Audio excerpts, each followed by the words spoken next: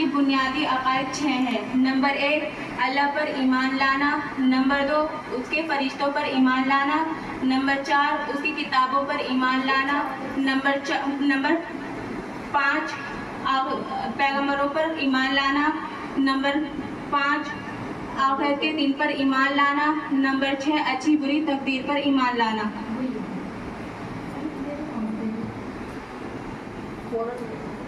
بسم اللہ الرحمن الرحیم۔ اللہ پر ایمان لانا یعنی اس کی اچھی صفات، ذات و صفات پر ایمان لانا، اس طرح کہ کتاب اللہ اور رسول اللہ صلی اللہ علیہ وسلم نے بتایا ہے۔ اللہ پر ایمان لانا، قیامت پر ایمان لانا اور اس کے پیغمبروں پر ایمان لانا، اچھی بری تقدیر پر ایمان لانا، یعنی اللہ کو ایک ماننا، اس نے نہ کسی کو دینا ہے نہ وہ کسی سے دینا گیا ہے، اس کے برابر کا کوئی نہیں ہے۔ یہ یقین رکھنا کہ جو اللہ نے لکھ دیا ہے اس کو کوئی مٹانے والا نہیں ہے، جو اللہ نے نہیں لکھا ہے اس کو کوئی دینے والا نہیں ہے۔ جو اللہ چاہتا ہے وہی ہوتا ہے، اور کسی کے چاہنے سے کچھ نہیں ہوتا۔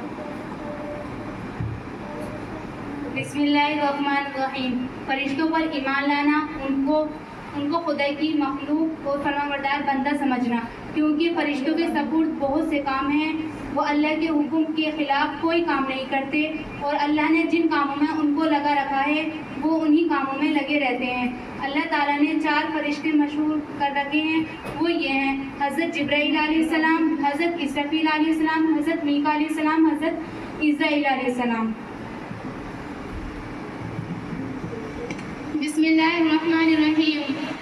اللہ کی کتابوں پر ایمان لانا، اس کی کتاب کو حق سمجھنا اور اس کا قائل ہونا کہ اس نے اپنی بندوں کی ہدایت کے لیے مختلف پیغمبروں پر مختلف کتابیں نازل فرمائیں، اور ان سب کتابوں کو ہم سب کو سچ اور حق ماننا چاہیے۔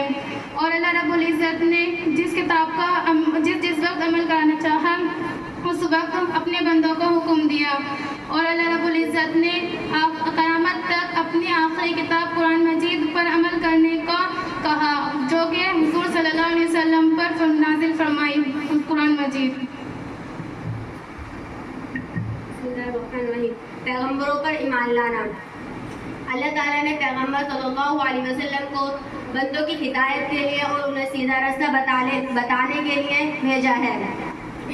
پیغمبر صلی اللہ علیہ وسلم تمام انسانوں میں سب سے افضل ہوتے ہیں۔ سب سے پہلے پیغمبر حضرت آدم علیہ السلام، اور سب سے آخر میں حضرت محمد صلی اللہ علیہ وسلم کو خاتم النبیین بنا کر بھیجا۔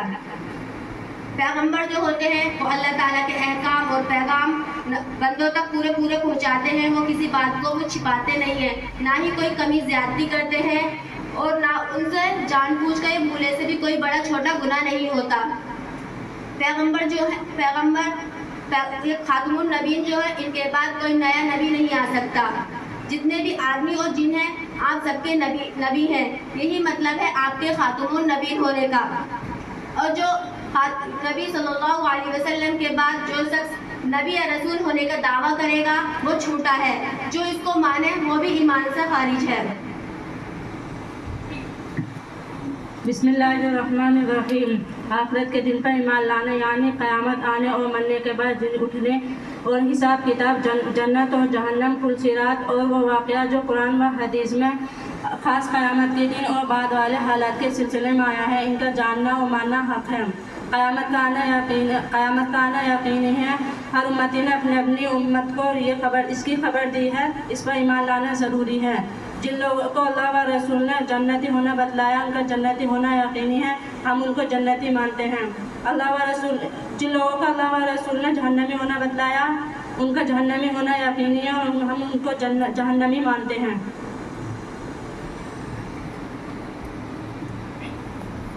بسم اللہ الرحمن الرحیم۔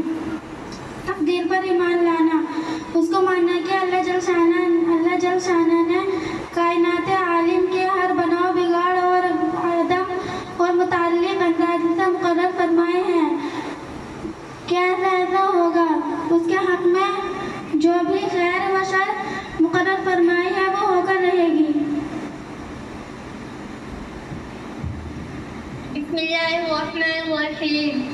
حضرت جبریل علیہ السلام نے آپ صلی اللہ علیہ وسلم سے فرمایا احسان کیا ہے؟ تو آپ صلی اللہ علیہ وسلم نے فرمایا احسان یہ ہے کہ تو اللہ کو اس طرح عبادت کر جیسے کہ تو اللہ کو دیکھ رہا ہے.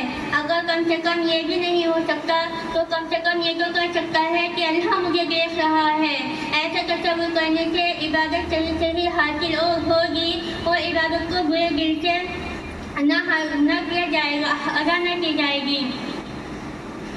اس طرح جیسے کہ کوئی شخص اپنا مکان بنواتا ہے مزدور سے تو خود سامنے کھڑے ہو کر کام کرائے تو مزدور خود سامنے کھڑے ہو کر کام کروائے تو مزدور سے ڈر اور خود دل لگا کر اچھی طرح کام کریں گے.